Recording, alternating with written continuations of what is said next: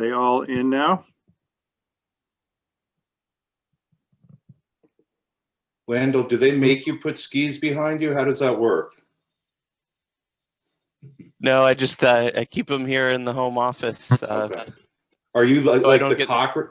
Are you part of the Cochrans? Officially, no, I'm not, but okay. I do live right in that area. I'm All in right. Huntington here. Well, you could pass.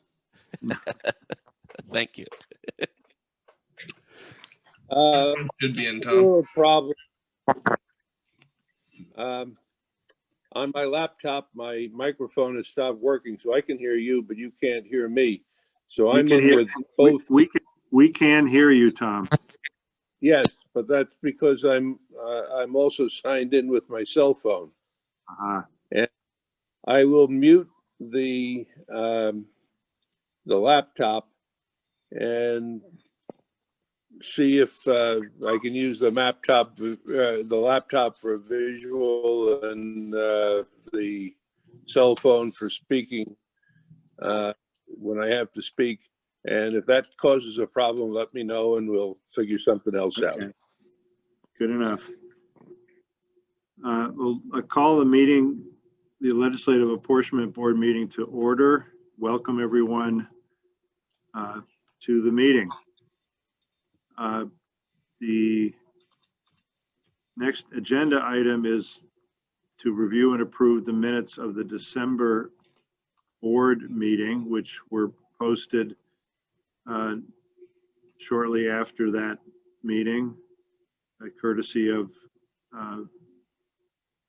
Eric's colleagues at the Secretary of State's office. Does anyone on the board have any comments or suggestions or additions or corrections to the posted minutes? If not, I will entertain a motion to accept the December meeting minutes as posted. So moved. Second. Been moved and seconded. Ed and Rob, all those in favor, please signify by saying aye. Aye. Aye. All those opposed say no. The ayes have it. And I'm going to abstain because I wasn't there. Okay, Jeremy, good enough. And welcome back. Thank you. We next have public comment under section 312H of Title I. I would note that we have received through our State of Vermont email a comment that I will circulate to everyone on the board and somehow get it posted on our website. It was addressed, it may have been addressed to everybody on the board already. It's got 22 others. Yeah, so a lot, yeah, a great many legislators, and it looks like people on this board, but it is from Joshua Knox, who has written his views on redistricting and in how it should be structured and what the methodology should be, and also urging for ranked choice voting, or AKA instant runoff voting, for legislative offices for House and Senate members. I'm not aware of any other written commentary that has come in. Is there anyone in the meeting or on the phone from the public who would like to address the board? I would like to, if you folks have a minute. Sure, please introduce yourself and tell us what's on your mind. Thank you. My name is Landell Cochran. As you can see, I'm the vice chair of the Huntington Select Board, and I'm here to speak on behalf of the board and the citizens, the voters of Huntington. As you folks may be aware, Huntington is currently part of the Washington-Chittenden 1 representative district, I believe, which includes the Chittenden County town of Huntington and then the Washington County towns of Waterbury and Duxbury. Our Senate representation is through the Addison-Chittenden district, which includes Addison County and the town of Huntington. None of those districts match up with our school district, which is the Mount Mansfield Unified School District, which is Huntington, Richmond, Bolton, Jericho, and Underhill. So we as the community of Huntington feel that we are not really well represented by the fact that all of these different representations take care of different groups, of which we're the only unifying member of all three of these groups. So what we would like to see is representation that aligns more closely with our school district, which we believe is a strong unifier currently with the towns that we work with, but we don't feel well represented by a House district made up of Washington County towns and a Senate district made up of Addison County towns. We, of course, are also part of the Chittenden County Regional Planning Commission, which is not represented by those folks either. So our view here is that we would really like to see some representation that better fits with the way that the rest of our government structures operate. So appreciate you folks hearing from me today. What are the towns in your school district?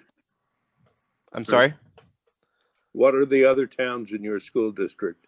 Huntington, Richmond, Bolton, Jericho, and Underhill. Thank you.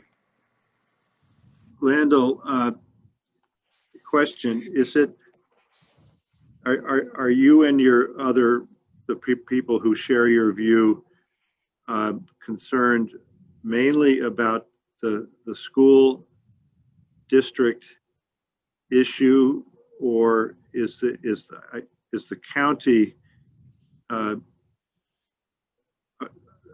anomaly also a prime concern? And the reason I ask that is that this question has come up in the past when a town has been, it's called, Huntington is known in the reapportionment business in Vermont as a crossover town, meaning that it's in a Senate district outside of its home county. And House district. And House district. And so, what I wanted to get at is that in Vermont, for better or for worse, the counties themselves play perhaps a symbolic or other role than governance.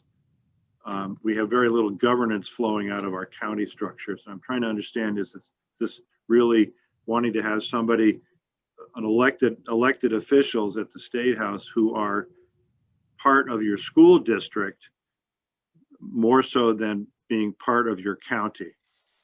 Well, I believe the rest of our school district, I'm not sure about Underhill, I'm looking that up, is in Chittenden County. So that does line up. I think my primary concern is that our House and our Senate representation, we're not even represented. The constituencies are completely different except for the town of Huntington. So there's really little incentive for our senators and our representatives to work together because they're not representing the same constituencies. Not to say that they wouldn't work together, but we are obviously a small minority in both constituencies against the town of Waterbury, which is much larger than us, and then of course the Addison County. So I think those two things, first, to speak to the county issue, of course, there is little governance of the county level, but there is a lot involved with the municipal planning and the way that towns go about those processes. I believe, Underhill is in Chittenden County. So the rest of our school district, all of our school district is in Chittenden County. So we feel that, of course, Chittenden County is the largest county and goes, all the way up to Milton, but we feel like that area is representative of the towns that we partner the most with, being as the school district exists as it does right now. So primary concern, I guess, is that our senators and representatives don't even represent the same people. I think that's a large problem. So we feel like we would be better represented if we had the same constituency for both houses there. And I think we would feel most represented if our school district had some alignment with our legislative representation. Thank you. Is this something that the Mount Mansfield Union Unified School District Board is taking up as a board at this point, or do you know whether it's headed in that direction? Just curious. I can't speak for them at this point, but we do plan on trying to coordinate with them to see if they support this initiative here. I'm not sure if it's as big of an issue for the board as it is for the voters of Huntington at this point, but we can certainly see if they're willing to make a comment in that regard. Okay. And when we get out of this meeting, Landell, if you wouldn't mind using the email address that's posted for me on our website, send me a note so I have your contact information in case Certainly. you want to follow up with you. Does anybody else on the board like to comment or ask a question here? I'll just make a comment. I think that was extremely helpful, and thank you very much for chiming in today. Thank you. I very much appreciate you folks for hearing me out, and I certainly do recognize the challenge that you folks have. There are not, clearly quantized, selections that you can make here in order to just have it all work out. So I understand that there are a lot of tough choices ahead, and we certainly, I can speak for the board. We would love to be able to participate in whatever function would be helpful to you folks going forward here. So I'll certainly send that email, and if you have any follow-up questions for me or the town of Huntington, please do let me know. We'd be happy to follow that down. And hopefully we can get the MMUSD school board to comment on this as well. I have previously heard from 2 other residents within that school district, Landell. So we appreciate you coming into the meeting and giving your commentary. But I know that at least 2 other people who are thinking about it as well. And for whatever it may be worth for the historical record, 10 years ago, the apportionment board's recommendation as sent to the legislature was not to put Huntington into the Addison Senate District. It was to put Charlotte into the Addison Senate District, and they weren't happy about that in Charlotte, and they were successful in swapping out Huntington. Right. For whatever that's worth. So thank you. Anyone else in the meeting from the general public who would like to address the board?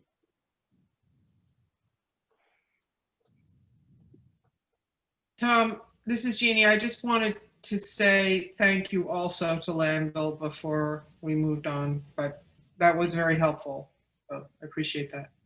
Yeah, it is helpful that we know that we're going to be engaging with the public around the state more, and we're going to be talking about how to do that in a bit. But we really need that engagement in order to feel grounded in what we're doing and not to be doing this in an abstract sort of way. Thank you, folks. Appreciate it. I'm going to, if that's all right, listen in here. I'll hop off video, but I do have to do other work from home activities today here, but I would like to gather some more information as you folks work on here. So I apologize if I do drop off. The next item on our agenda is a series of updates beginning with, let me see if I can grab it. Ding, ding, ding. What was that? While you're searching, Tom, I'll just say nice job in GovOps yesterday. I tuned in.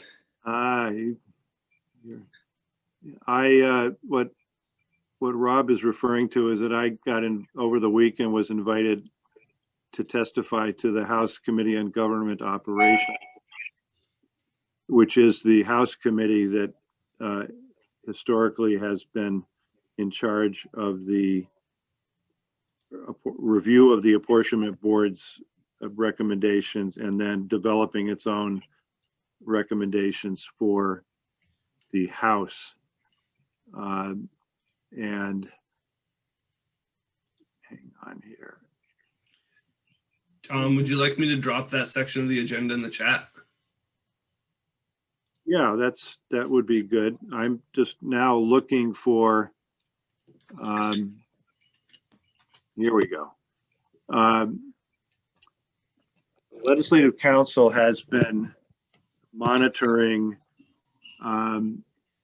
the progress being made or the delay being incurred by the U.S. Census Bureau in delivering the official and final census data that we need.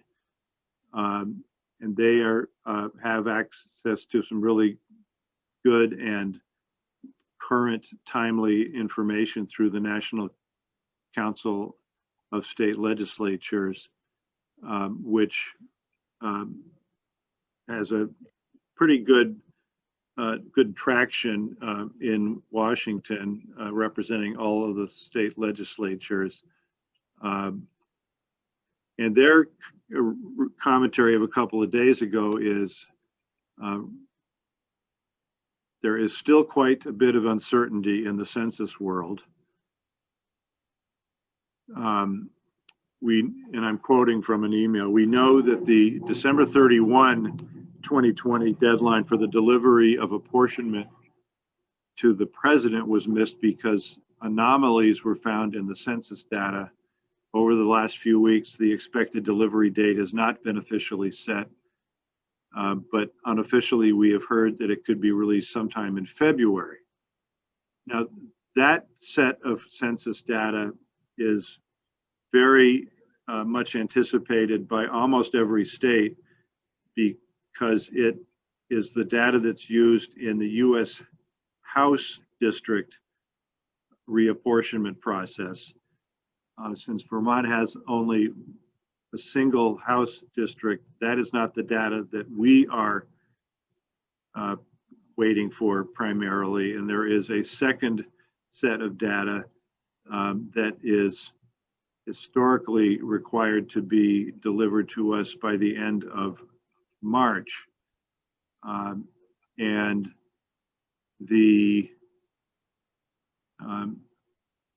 I don't know whether for sure that the type of things that are delaying the data that were due on December 31 are the same things influencing the delays that we are expecting to see for our bundle of data.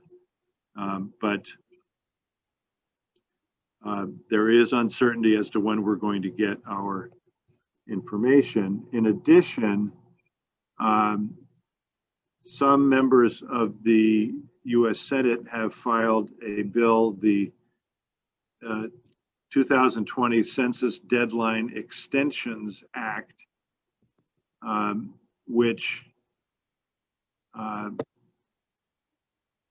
I don't know where it is, where it has been referred in terms of committees and what the committee action is going to be like, but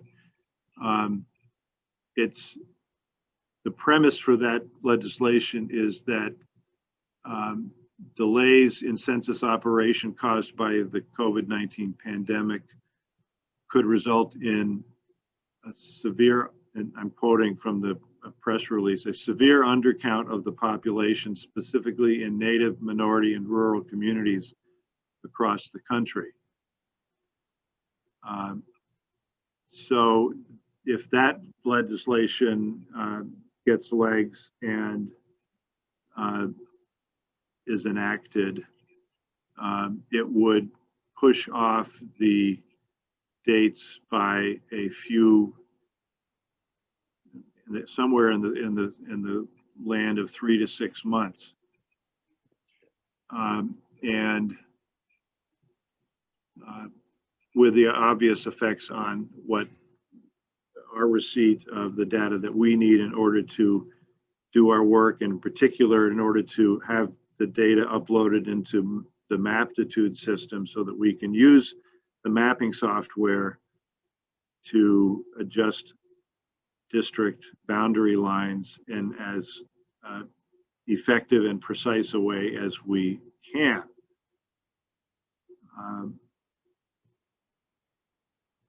I'm not aware of any litigation that has been filed to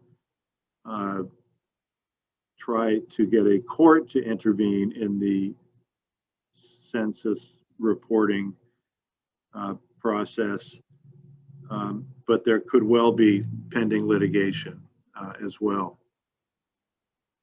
All that is to say that there is uncertainty about when we can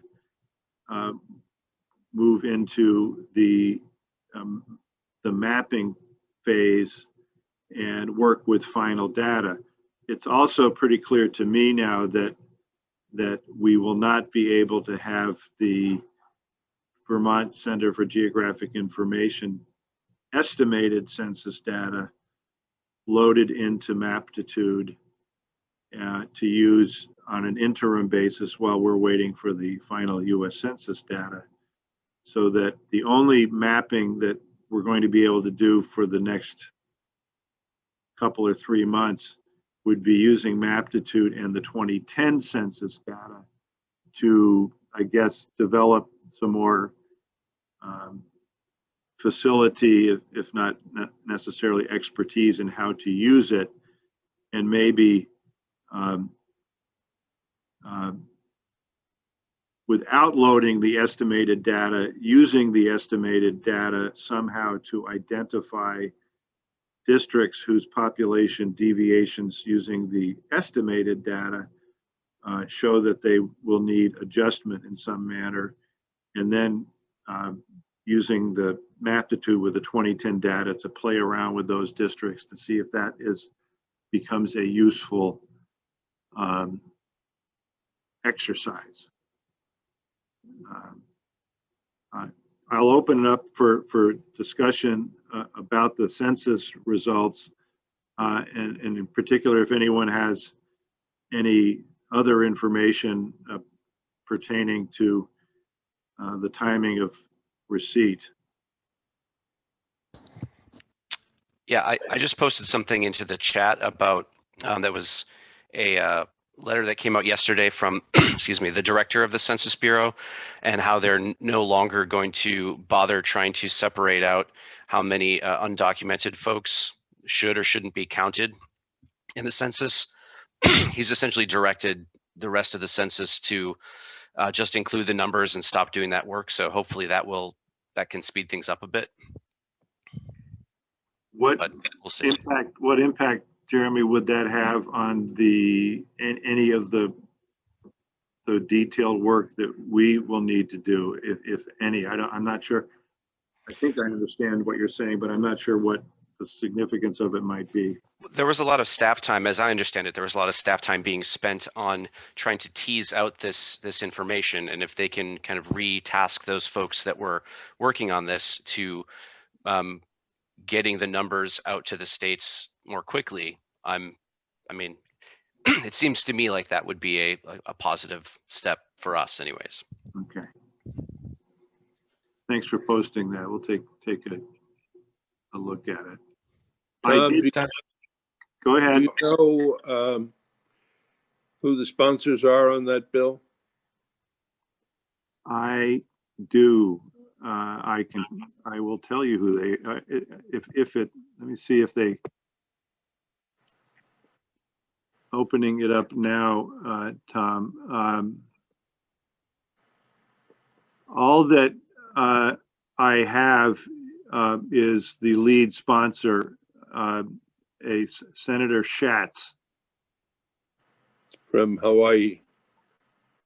So I'll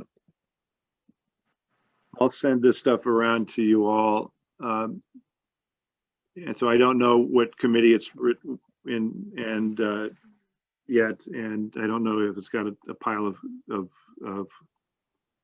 co-sponsors, and I don't know whether there's going to be parallel legislation introduced in the House. It may already have been introduced. Yeah, I was just trying to take a rough assessment as to the likelihood that the bill will move, depending on who the sponsors happen to be and what the interests are that are involved here. But we'll have to wait and see for sure anyway. Tom, I had a question. Go ahead. I had a question for Ed, if that's okay. Ed, are you still playing around on the alternative software?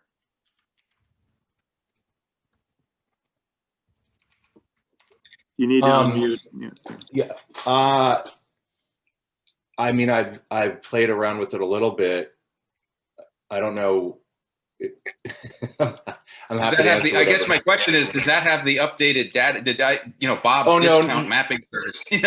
Do they have the Nobody's updated got the estimated data? I don't know that anybody's got. No, it didn't. But I don't know that anybody. It used the estimated. It was like 2018 or 2019. The estimates from the Census Bureau. But I don't know the science behind that, I guess. I was just wondering if maybe it's worth trying to play around on that software if it has updated numbers that are better than what we have in Maptitude. And then when Maptitude gets up to speed with the new numbers, see if we can translate those maps over into Maptitude. Maybe that's too complicated. Not quite. I mean, it wasn't perfect software. It wasn't quite as granular, at least not that I found, as Maptitude.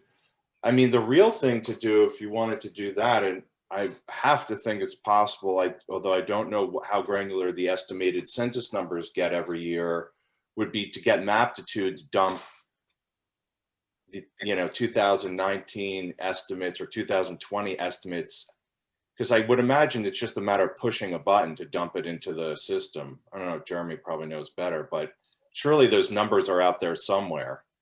Maptitude's. I think Tom said that they're not going to do that. Right. Did I miss that? Maybe, Tom? but that's a different issue. Yes. I know it's a big one, though. I know that the information technology leadership at Legislative Council pursued that or explored it and hit essentially what I understand to be a dead end. Either Maptitude can't do it or they won't do it, or they're concerned about data safety or quality issues. I don't know. I do know that it hasn't happened yet, and it's not expected to happen for one reason or another. So I have a quick question about that. So are we essentially asking Maptitude themselves to do this importing and whatnot for us, and it was them that didn't want to do it, or is that there's nobody at the state of Vermont that's able to do this? Just for my own clarity. I think it's more the former, and that as the holder of the license, Legislative Council may well not have the authority to load data like that into the Maptitude system. But those questions bring it to a finer level of inquiry, Jeremy, and I will see if we can get answers at that level of granularity. But I think for the time being, we can get to this in a little bit more on the agenda, is we need to, I think, start, as you know, because I've had this discussion with each of you one-on-one, I've made an effort to work on the Senate map using the VCGI estimated data to try a very rough cut at revising the Senate map to address the population deviation concerns that are revealed by the estimated data. And it's so it is possible in a without the mapping software to do some of that work. And I think it's going to be if it's whether it's with the software that Ed has experimented with or the back of an envelope. I think it's going to be important that we find a way to make some headway, even in a less than ideal manner, so that when we do get the final census data, which might not be until May, or if the legislation passes even later than that, so that when we do get the final data, we really are ready to jump on it and move with alacrity to turn the rough work we've been doing into the finer tuned work. I have a quick comment also, I posted a couple of links into the chat, or a link to Dave's redistricting. It's more than Dave I was able to discover, so that was, I felt good about that. No, it looks actually pretty good and easy to use, and you can see at least their blurb says that they use demographic data from 2010 and the 2018 5-year estimates. So one question that, I mean, I think it's possible, and I'm willing to play around a little bit more myself over there to see if there would be any benefit to, at least in an exploratory way, to use, especially since it may be in fact easier to use quickly, to do some type of exploratory work over there, even if we can't do any official, migration of anything, but just to get some sense. That's number one. I mean, that feels like it could be useful. And then the other that might be worth looking into is, well, anyway, no, maybe I'll just leave it there. I have some other less formed idea, but that might be worth it. Yeah, that's sort of what I meant. It's sort of use Dave's redistricting as a back of the napkin kind of exercise at this point. When I said translate over to Maptitude, I didn't mean like a data transfer. I meant like no. In Dave's, we added Huntington to Underhill, right. and let's see if that works in Maptitude. Right. Exactly. Yeah. The rest of it would be sort of analog, whatever you want to call it. But yeah, I think especially, I mean, I think that might be good. On the other hand, maybe with more work in Maptitude, be interesting to see how much different it really is.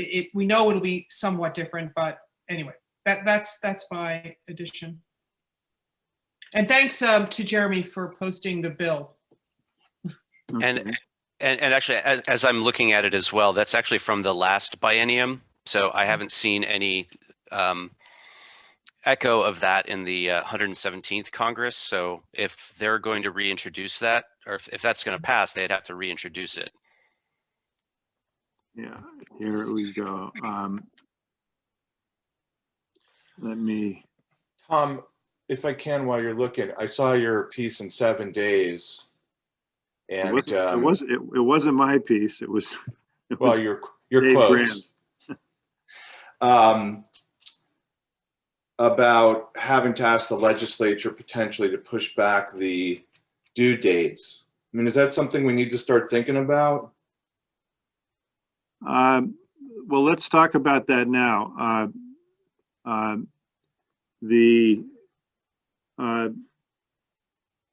been. I've had a few briefings with some folks at the legislative and the executive, not the executive branch, but over the last 4 or 5 weeks, I reached out informally, and I've had what I would call briefing discussions, bringing people up to speed on what the board is doing and on what the board is, depending upon the level of experience of the person I've talked to. So I did that with Senator Becca Ballant. I did that with Lieutenant Governor-elect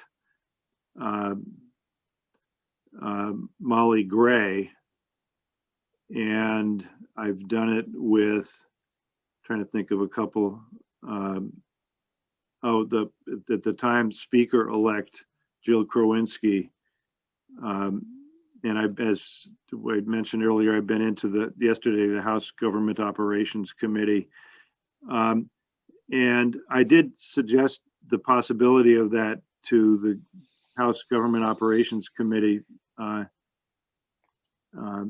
and these discussions were on a fairly fundamental level and not diving into the finer points of redistricting, because I think that's where the conversations needed to start, at least. And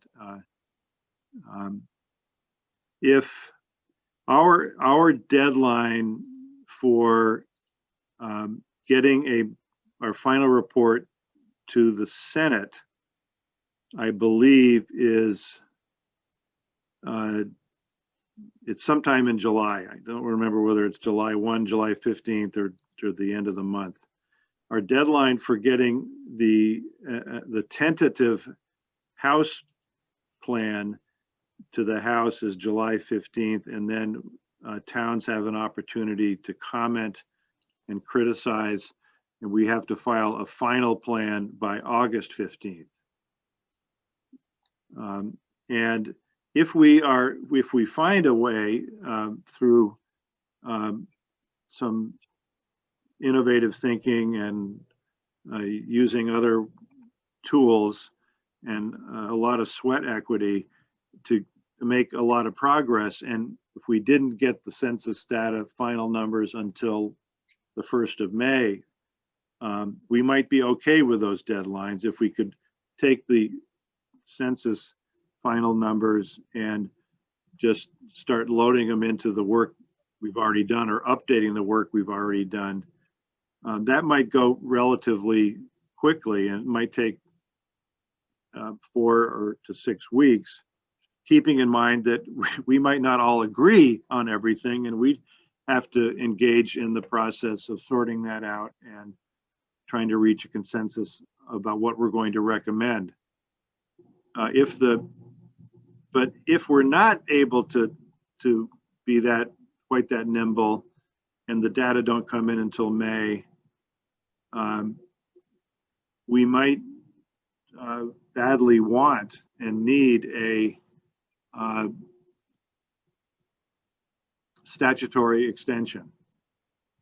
So I know that people at the leadership at the State House are aware of that possibility and are presumably thinking about it.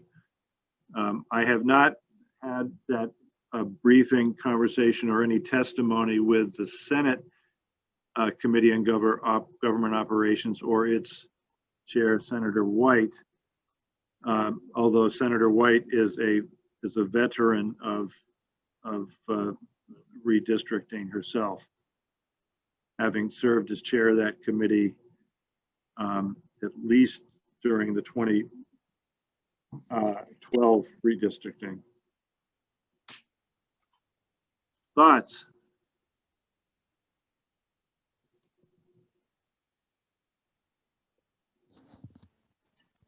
Well, I mean, we could, if there's going to be a bill proposed and moved on, we should probably get them thinking about that. And if even if it could be, contingent on when the data comes out. Right. So if it's right. if it's not out by May. I mean, one of the things that was used extensively in the last 10 months was legislature taking action to authorize other people to, in positions of authority, to choose to extend deadlines if they thought they needed to because of the pandemic. That could potentially become a slippery slope of delegation, but something like that is at least a possibility. It would be that the board would take the time if it thought it needed to take the time, or that might be a call that could be made, as it was with some election decisions by the Secretary of State.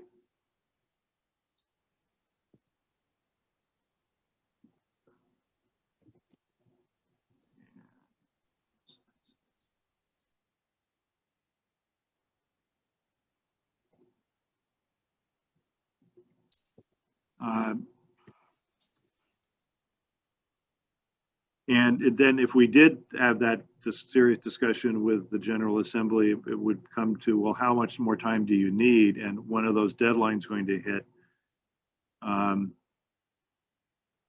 The government operations committees of the Senate and the House in the past have started their review in the late summer or into the fall. And they have not waited until January, in this case, would not wait until January of 2022 to start working on this. And to the extent that we're delayed in completing our work, they would get a delayed start as well. So it sounds like the core issue or item is how late will it be that we know how late the census will be available, right? Yes. I mean, in terms of planning and how much extra time we might even have to make some estimate about, if, you know, to the extent that's necessary, is all, you know, kind of working backwards or working forwards from that date. Like when, I mean, at some point, you know, we might have to make that determination in any case without knowing, you know, without knowing for sure. But is there any sense by when we would know? I know I'm asking a lot, but I mean, not yet, but that's what I actually contacted James Whitehorn last week, who testified to us at the December board meeting, and to see if he had a sense about that. And he was unable to give me any guidance in that regard. I'm sure he's under an enormous amount of pressure in his role from all sides to come up with an answer that the different sides of this debate each wants to hear. I mean, well, I think that bill that Jeremy posted is from Homeland Security and Government Reform. So I just sent you all a copy of the email from the National Council of State Legislatures with the attached new Senate bill and the page and a half explanatory piece that went along with it, presumably from the sponsor of that bill. Well, it seems to me that we're pretty much at a standstill. We depend on people we have no control over, who can't give us any good answers.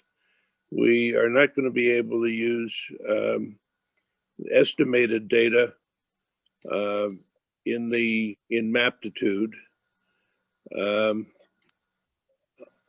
I think probably all we're able to do at this point, besides sitting and waiting, is doing some practice with Maptitude. You mentioned possibly forming some smaller groups, and at least get ourselves pretty familiar with that, so that when we get the information we need, whenever that happens to be, we'll be set up and ready to work with it. And I totally agree with Tom. I think one of the other things that we can do is, because we don't have, he's right, we don't have any control over what's going on at the federal level.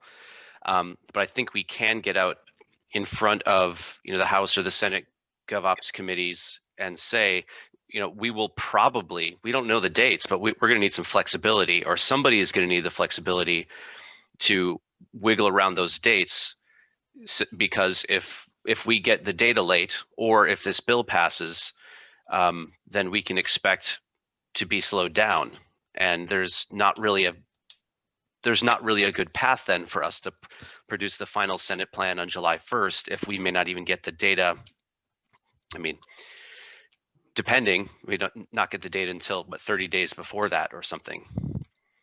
So if we can move forward with the House or the Senate and try to get one of them to commit to introducing a bill and getting that rolling before crossover, I think that is something that we can do in the short term. That's probably a good idea, but the legislature is accustomed to receiving reports late. They set up deadlines and due dates all the time, and very seldom are they met. So I wouldn't worry about being late. They'll take it when they get it, and they'll understand why it's late.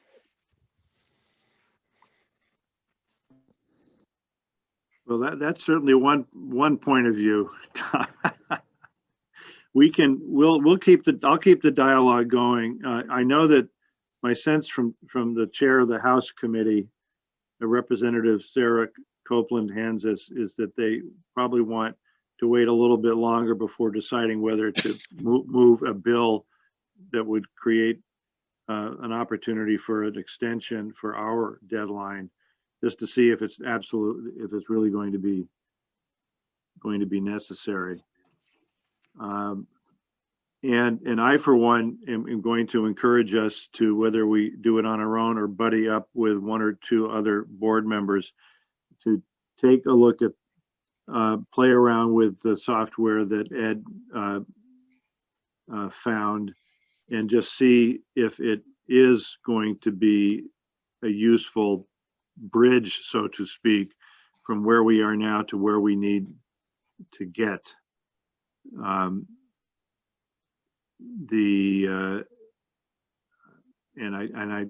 think we know from looking at the VCGI estimated data that we have what districts are the ones that need some work as a place to start, whether we do it incrementally or in a more sweeping fashion. Mary, good morning. Good morning.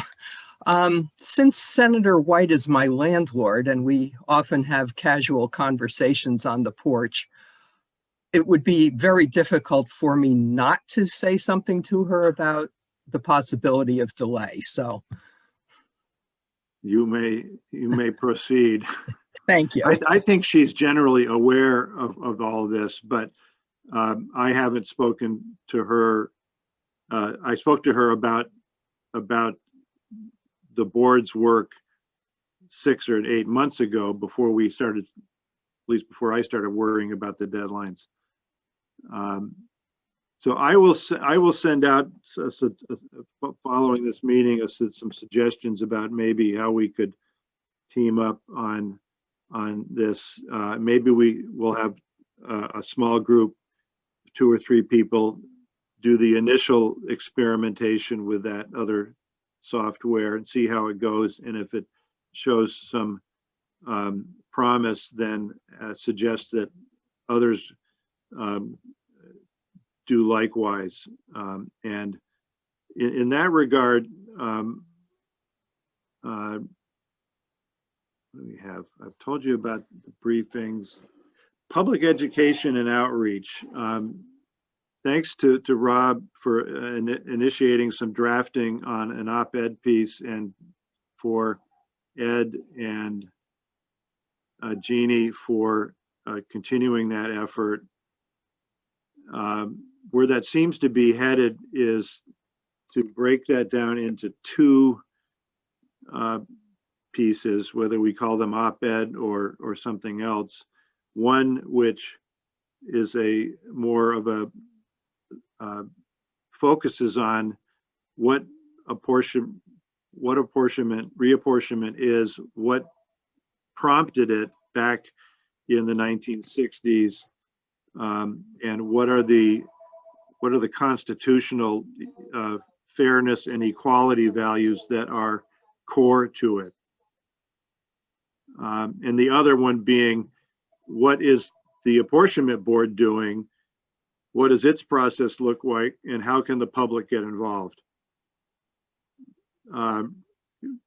Anyone, I'd be interested to hear from Mary, Tom, and Jeremy about that, because I don't think I've seen anything from you weighing in on the working draft. Well, when you don't hear from me, it's generally because I'm satisfied. I thought that first draft was pretty good. I thought it covered things quite well, taking into account the fact that there are many people out there who really have no idea what this is all about in the first place. So starting from ground zero, I thought it was a good, instructive piece that laid things out without any unnecessary language, and I was quite pleased with it. So I think we're heading in the right direction. There can be some modifications to it, certainly, but I think it looks pretty good. Okay. Except for having my town of residence wrong. I did like the first piece, but I even more like Jean's suggestion of breaking it up into two pieces. I think the first piece, when I first looked at it, looked a little daunting. It looked very dense. And I think breaking it up into the history and the current makes a lot of sense. Yeah. And Rob and I came to that conclusion as well. That Rob, you said there's a magic number of words for most op-eds from the standpoint of the publishers? Yeah, it's generally, you want an op-ed to be 650 to about 800 words. And, you know, I love the idea of breaking it out into two or more. I mean, maybe this is an ongoing dialogue that this committee has with the public. But I think what we want to do is elicit the kind of response from people like Mr. Cochran, who weighed in today, to make those sort of people in the communities aware of what's happening, aware of what some of the challenges we're facing are, and how they fit into those challenges. And if we can get more calls from members of select boards and school boards and town municipals to read these things and then weigh in, I think our meetings are going to be a lot more interesting, as they were this morning, and the product that we put out will be much more in line with what the public is looking for. So that's sort of what my objective would be, and to do that, keeping it simple and relevant to those target audiences, I think is key. I agree, and I also like the notion of doing this on a recurring basis and not just one and done or two and done. And we also at an earlier meeting talked probably more than once about whether we should be holding some more explicitly public informational sessions. In prior years, we would have said around the state, so that we would go to Bennington County and Orange County and Caledonia County and host 2 or 3 members of the board would host a public information session at a local library or school auditorium. We can't do that for the time being, but that has an advantage of that it's easier in some respects to set up. But I think we should be doing that as well. I have done that in some prior activities of mine, and what would seem to me to work here, because it worked in those situations, is if you can have, you need a like a PowerPoint presentation or something that you can send out ahead of time that people can read. And then I think you need, at the beginning of the information Q&A session, you need someone to give an overview for the people who will not have read what you asked them to read, and to do maybe a 10 to 14 minute presentation about the substance of what's in this 2-part op-ed that we're working on. Then you open it up to the public, take questions and comments. But I think it's incumbent on us to do that starting relatively soon, maybe we could do it on once a month basis or once every 3 weeks, to see how that goes, to see if there in fact is the interest and the demand for that sort of thing. It would take some publicity, and that could be kicked off with these op-ed pieces. Does it make some sense to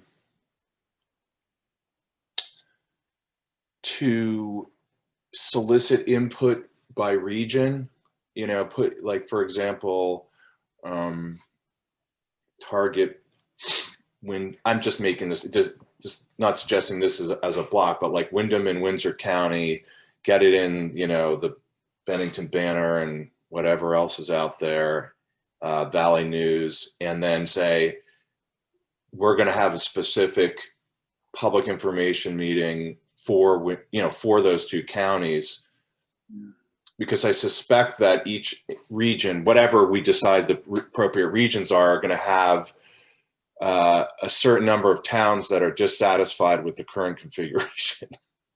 And that it might make sense to focus, since we're going to be dealing with it essentially at the end of the day on a regional basis, might make sense to try and hear those at once. Yeah, I like that idea, because even though people are all going to be participating remotely, they will be in a place in the state, and Vermonters are very conscious, as we all know, of place. And if we can put the word out as well in local newspapers, which still get read, and then have board members who might be within the reach of that area of the state to do a little promotion on their own. Yeah, I think that makes sense. Eric, sorry, Jeremy. Eric Covey. Yes, You guys have a press release list, right? we do. Right. The other thing I could recommend is that we have a list of all the town clerks that could dispense to their select boards. We can also get it out via different channels, and although it would be updated after town meeting day, we do collect, and at this point would have an old select board member listing as well. I mean, in Front Porch Forums too, right? Those are statewide. So, yeah. Okay, well, Yeah. I just wanted to add to that something, Tom, you said, actually both Ed and Tom. So I think, starting with the most broad introduction to what it is that we're doing, and the history, and why we're engaged in this work, that would be not that one wouldn't be necessarily regional, but we could think about having, after that goes out, hopefully as broadly as possible, some type of invitation to a session of the sort that Tom's talking about, Tom mentioned earlier.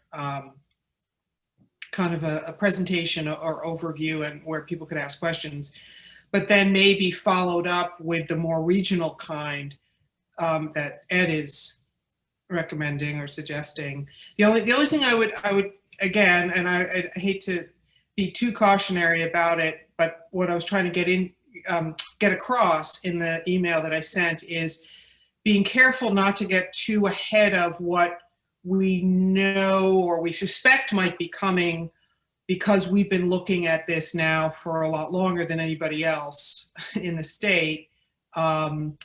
Just, in other words, we can see where the trends are, and there's nothing secret about that. But on the other hand, being too cavalier about how we talk about it could be counterproductive.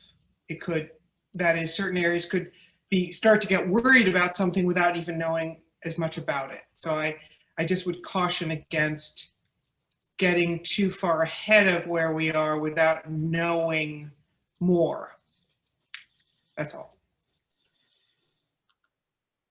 I think that's sound thinking. I think it's sound thinking, but I also think people are already worried. It's certainly in Southeast Vermont. People know that we're going to be sort of expanding our reach, losing some representation. Everybody knows that Northwest Vermont is sort of sucking up all the population.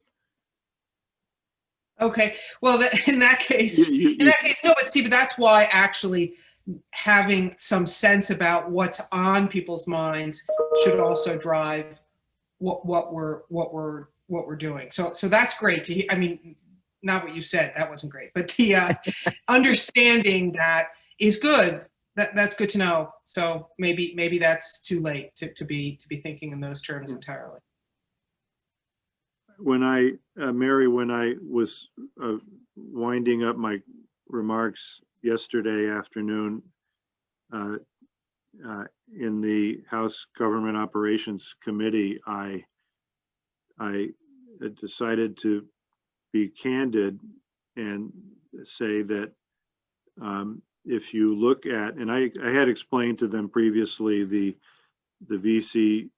VCGI estimated data and how that had been loaded into the existing Senate and House districts, and what the concept of population deviations were. And I said, when you look at that, and while it's only estimated, you come away with the sense that there need to be some real changes in districts, and that could ultimately involve decreasing the number of representatives and or senators in some parts of the state and increasing them in others parts of the state. I said, I don't want to, I said, I think I owe it to you to be candid about that.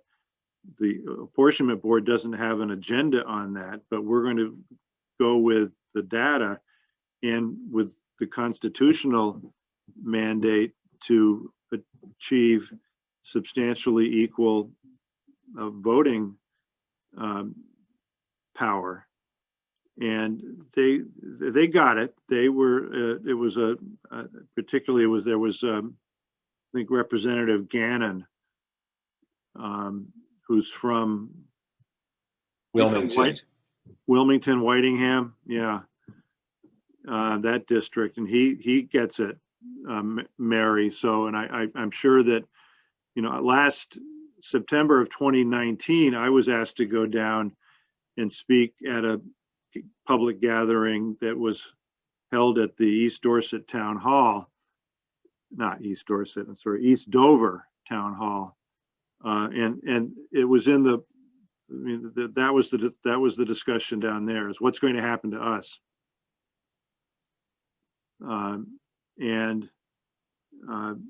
But I also agree with Jeannie that we don't want to stir that up and kick that hornet's nest. We want to try to focus on the law and our process and how we are going to achieve this in a methodical and fair way so that the General Assembly can make an informed decision. And I went back before I testified yesterday and reread the Constitution, and our role in the Constitution of the Apportionment Board is to advise and assist the General Assembly. And I think that's something worth keeping in mind, is that we have an advisory and an assisting role, and we can, part of how we can fulfill that is the public outreach that we've been talking about doing, hopefully in a as neutral and objective a way as we are capable of doing.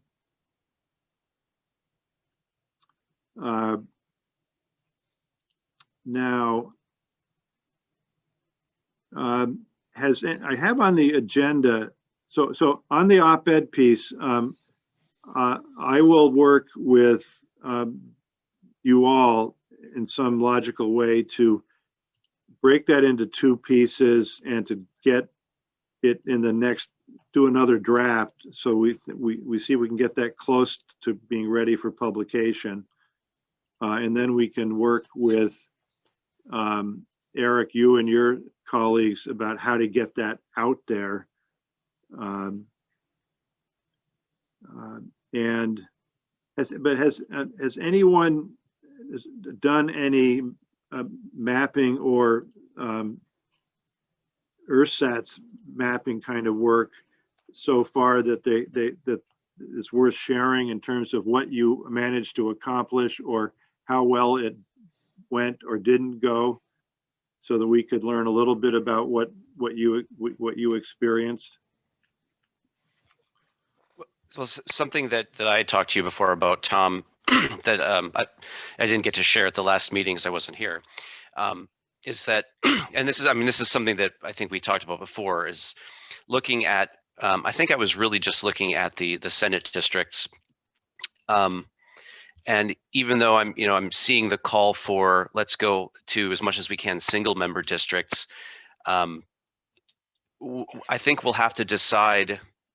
And so shifting to the House level, I think we'll have to decide whether we're willing to, how much we're willing to split up towns to meet that goal of single member districts. Because I don't know that there's a straightforward way to keep towns whole and to maintain single member districts that way. We're going to have a part of a town with another town. At least that's what I'm seeing with the data that's in there now.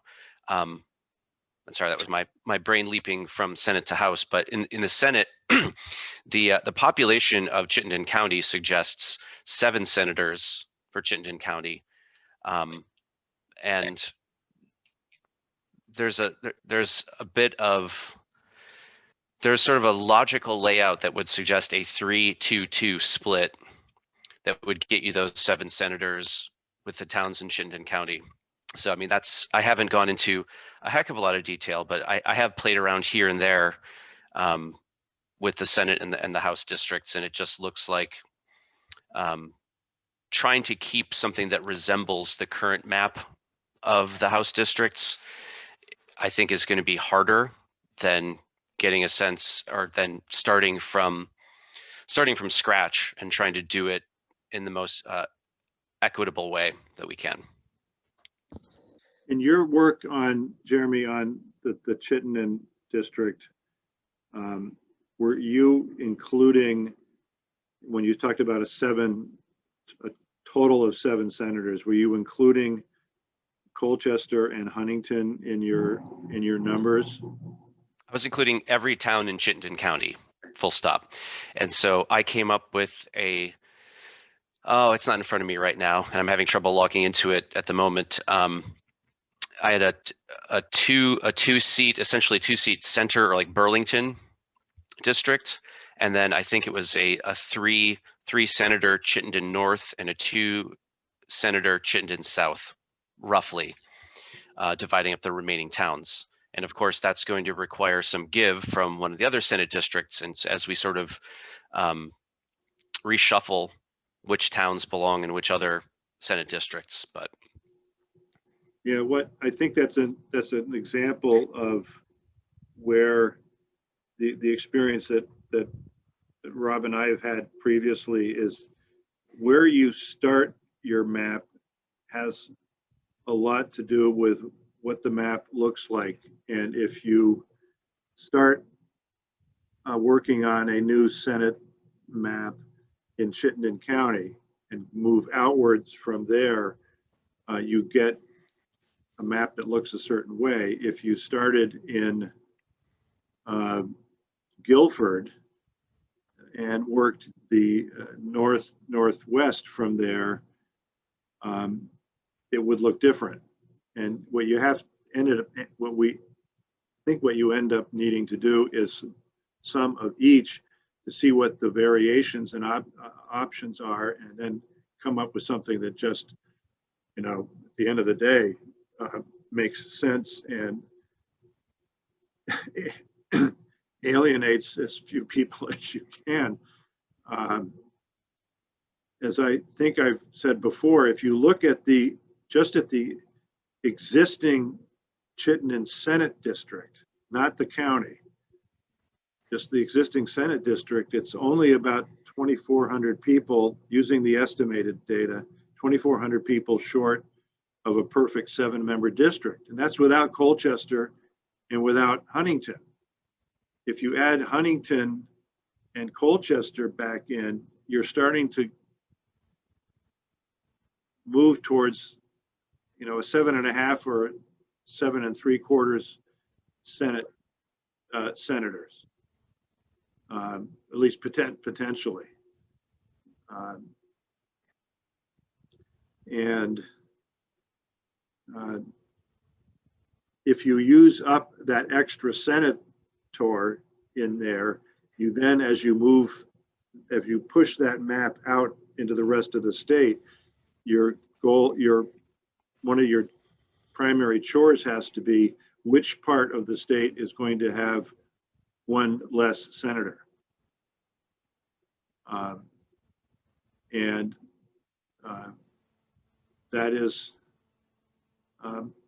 That's not the easiest. That's the hard part of this work, in the sense of trying to do something that will, going back to Landell Cochran's testimony, will be putting towns together in a way that makes some sense based upon a variety of factors. I went back and looked at the 1965 Senate redistricting. There weren't any crossover towns in the 1965 initial redistricting. In 1973 is when the crossover towns first appeared, I think. That was really the first serious Senate redistricting, or the first comprehensive effort at doing it. And that's when Brandon went into the Addison Senate district from Rutland. Whitingham went into Bennington. Whitingham has been in and out of the Bennington Senate district twice before, curiously. 4 towns in Orange County, Bradford, Newbury, Topsom, and West Fairleigh, went into the Caledonia Senate district in '73 and are still there. Richford, Franklin County went into Essex Orleans in 1973. I'd forgotten this, the town of Georgia from Franklin County went into the Grand Isle Senate district, which included also Colchester. So for a period of about 10 years, the Franklin County town of Georgia was in the Chittenden Grand Isle Senate District until the population got too high. So, I mean, one of the, I guess one of the things I want to point out is that if we start from the current map that we have, then this does look like a zero-sum game.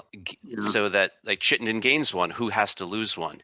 Whereas if we sort of draw the map from scratch, I think it will seem like less like we're trying to steal something from someone and give it to Chittenden, because it's, I mean, we're following the population. Again, we're obliged to do that. But if we just say we're going to take the current map and sort of tweak it, move this here, then it looks like people are losing things. I mean, and I think personally, starting from scratch, at least just kind of planting my philosophical flag in the ground here, I think starting from scratch is probably a better bet, and it probably gets us to a more equitable place and a place that can more easily satisfy the requirements that are placed upon us.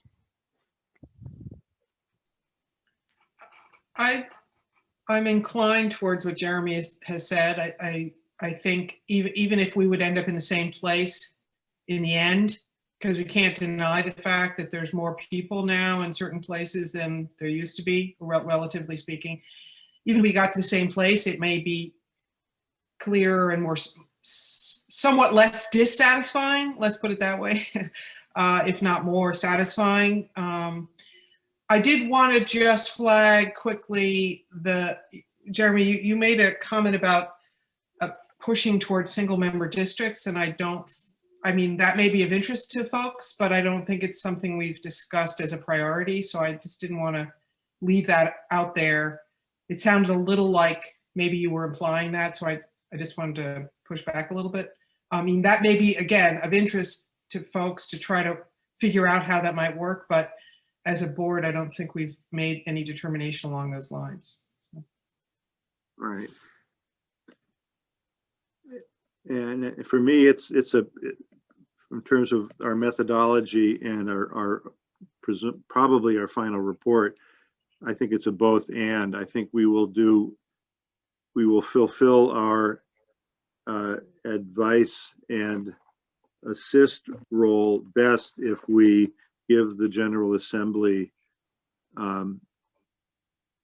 the tools, all of the tools, which would be a Senate map from quote from scratch end quote, to see what that looks like and what it achieves. And there could easily be more than one version of that. We know that.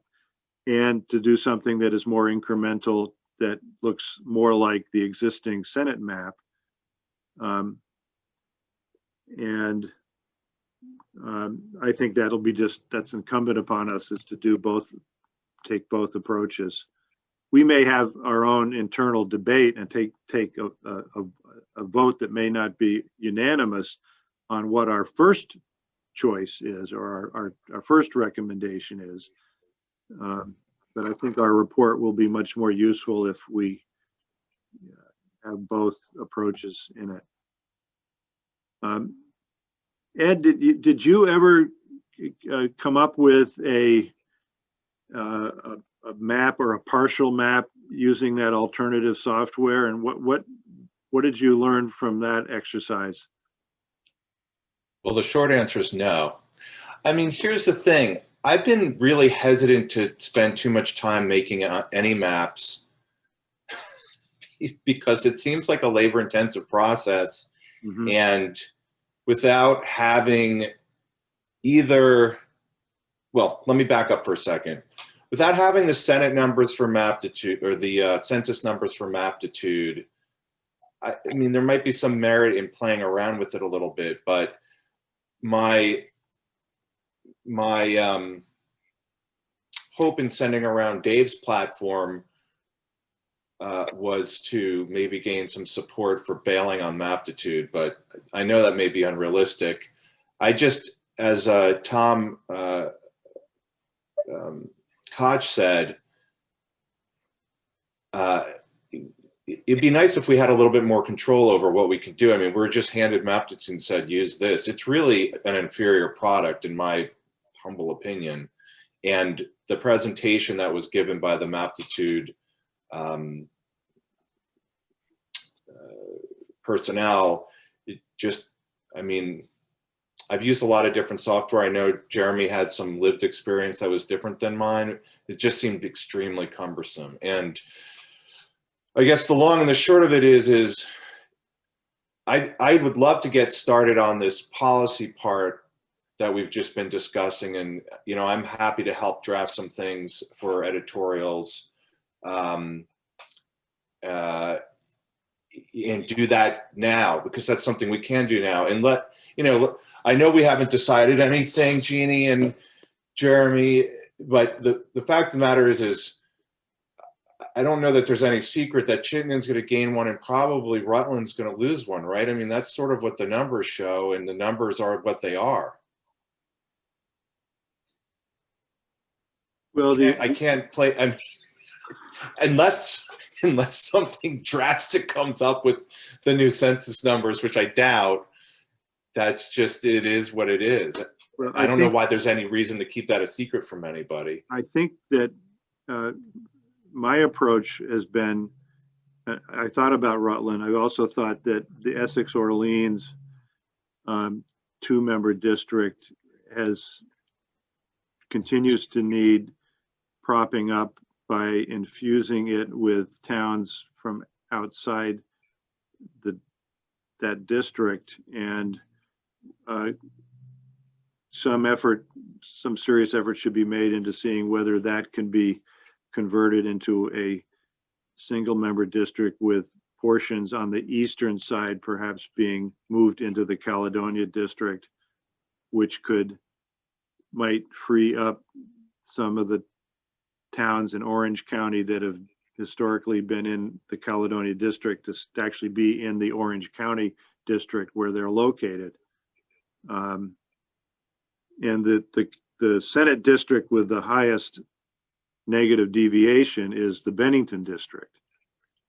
And so that's another place where you could start hunting for a logical place to, here's my notes, the Rutland deviation as a Senate district deviation is estimated minus 7.7, and Bennington's a minus 10.17.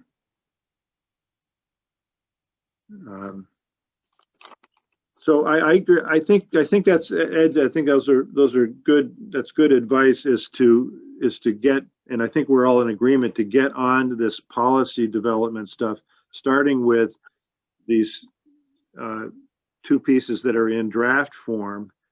And then if anyone wants to take a swing at developing a proposal to put into writing some of the discussions, writing in the form of a proposal for the board's consideration, some of the proposals we've been kicking around about how to get our work done and what our priorities should be and how to do them. I support that effort. What would that be, Tom? I'm not quite sure. Well, taking from what you said a moment ago, Ed, you talked about focusing on what we can do now, because we don't have the census data and we have Maptitude, which can't be used yet.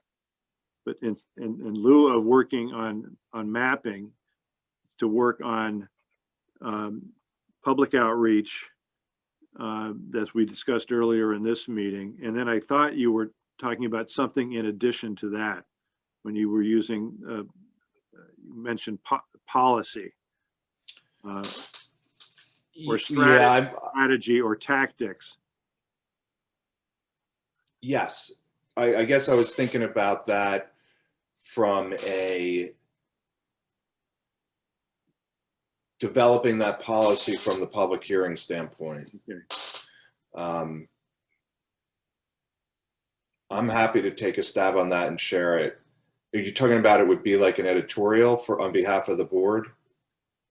Yeah, to see where it goes, see where it takes you. Sure. I think we should all stay busy on this, and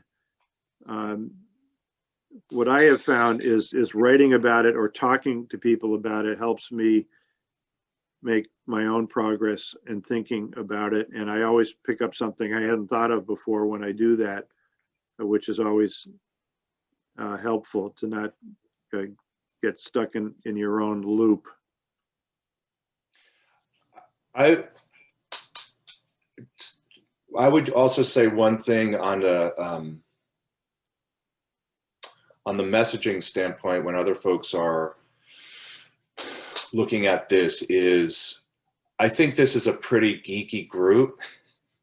You know, like I loved reading your piece, Tom. I think that when, you know, I'm sure that everybody here has dealt with people in public capacities in various points, but I think you sort of want to make it a little sexier, you know, when you're reaching out to the broader public and accessible in that, you know, this is the reapportionment board. This is going to impact you for the next 10 years. It's going to impact who you communicate with as your legislature. Now's your chance to speak up, you know, something as simple as that, rather than the history and the kind of granular, you know, the sort of, I think if somebody hears standard deviation, they might stop reading the piece. Well, I think we ultimately we need both. We Yeah. need both, depending upon the timing and the audience and what we want to accomplish. We need For both. sure, for sure. Like I could see the wonkier piece being in Digger as a broad piece, but if you want to get people to come to public meetings, maybe something a little bit more broader based. So Ed, That's what I think had in mind. we're in favor of making our own trouble. What's Good that, trouble. Tom? It's good trouble. Yeah, I mean, that's why I would say the first op-ed should try to draw people in various ways. And it is true, maybe for some people, the history of the one town, one vote is a little remote, but so that's, you know, subjective. I think it's kind of fascinating, and it's timely because it's not like an issue that actually has disappeared completely more broadly, you know, that one town had 38 people and the other, and Burlington had 35,000, but they got one representative each. I mean, these types of histories sometimes feel old, but sometimes don't feel so old. So I think that would be, but combining that with a more punchy style, I think is what Ed's getting at, and to draw people in. I think that first one is great for that. Sorry, I didn't want to get off on this, get away from this topic entirely, but I'm just pulling up, and I can put it in, and maybe I'll just put it in the chat. The map of the school districts, because I feel like this is a topic that's come up. Of course, Landell brought it up earlier today, but I mean, what we're, when we think about how to, staying on the Senate map, when we think about how we're going to, what approach we might take, starting from scratch or starting in one region, or how to think about it, we bump up against the requirement to adhere to, or at least as much as possible to adhere to county boundaries, which is, you know, in the statute, right? Or in the statute. And so, and obviously we don't always do that. And right now, you know, poor Orange County's got a lot of its towns moved, you know, in another district. But maybe, you know, I think it might be worth, and I'm willing to take a stab at just at least understanding the extent to which the issue that Landell mentioned is going on in other places. What would it look like if we took if we had a little more focus on adhering to school district boundaries, just Mhm. just as a way of thinking about what we're doing a little bit differently. Right. It's a good idea. So I think I will try to work on that, just as given that we are in a mode where we're not ready to dig into the numbers because we don't have them yet. So it might be worth taking a look at that, and I'm happy to do that. This is the map got. Thank you.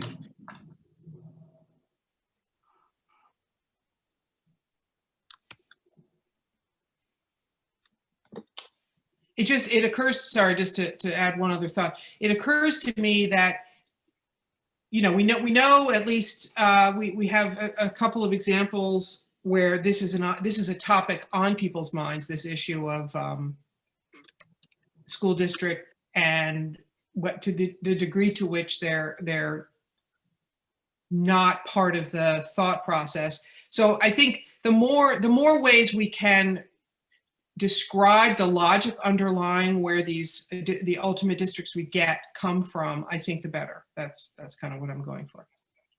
Right, and if you, we did this 10 years ago. If you go back and look at particularly the House, the Apportionment Board's report for the House plan from 2011. For each proposed House district, whether it was a new one or a continuing one, there is a narrative that goes along with it that explains why this collection of towns fits well together in a legislative district, what they have in common with each other, and often a school district is part of that. And we will be striving to do the same thing this year, keeping in mind that the whole school district map looks a lot different than it did 10 years ago. And it's still somewhat of in some places at least, a moving target.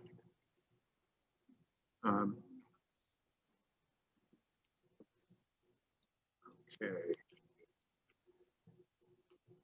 I think that covers in some fashion everything that we had on the agenda. I will continue to follow the US Census stuff through the channels that I have available, and everyone is free to do that. If you find out more in particular about federal legislation, let us know. We'll try to get the op-ed pieces in final form. I'm also going to explore how we might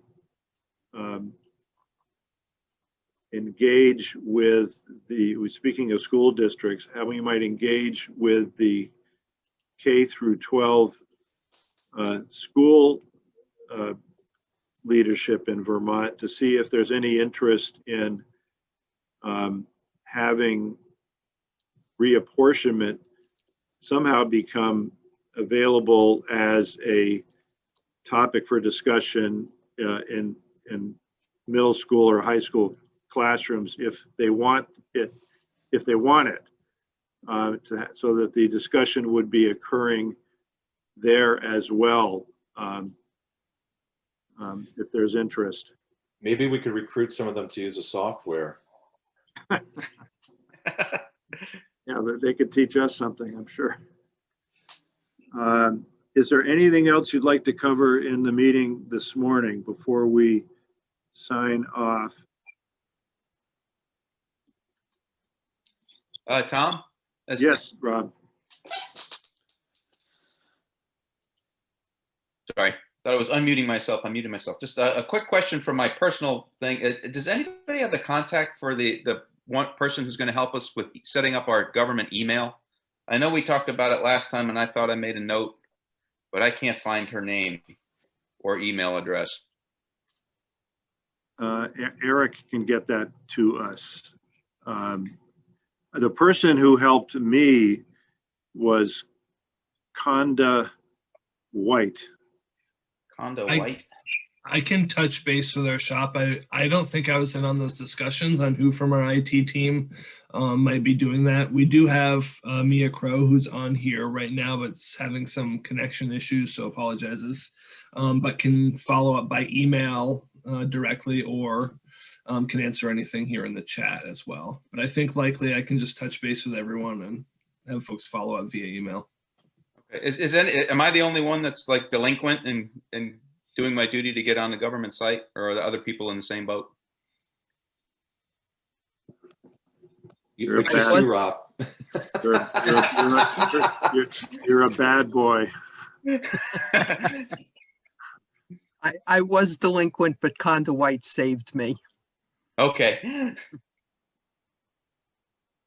All right, so I can have someone follow up with you, Rob. Great. Thanks a lot, Eric. Of course. Hey, Eric, since you're here, and I don't know if anybody else has done this or had questions about it, I think that Chris Winters sent out, because this is important, the reimbursement forms for the meetings. Do we just send those to you guys? The per diem? I'm not sure. I'll have to check with Chris. Okay. So I've got those 2 notes, and I can have Chris follow up with you and someone from our IT team follow up. I think everybody. I don't know off the top of my head. Yeah. I mean, everybody knows that they get $50 for a meeting, right? Correct.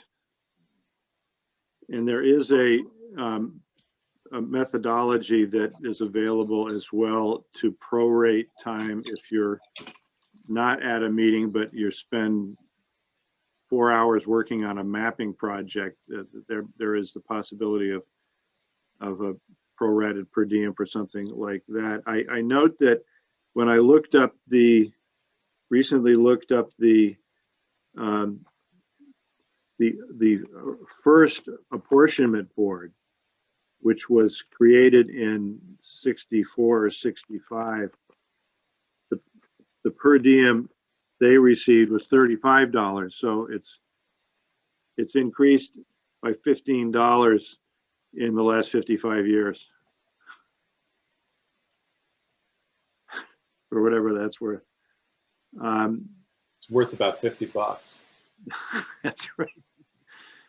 Thank you all for your participation and diligence. Be well, stay connected, and we'll be in touch about all of our work together. Thanks so much. When's our next meeting?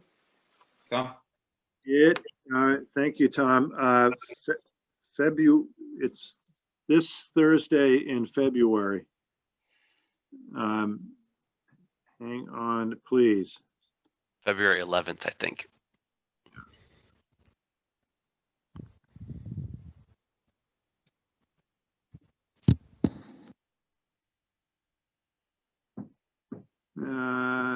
Ding, ding, ding, ding, ding. Let me try.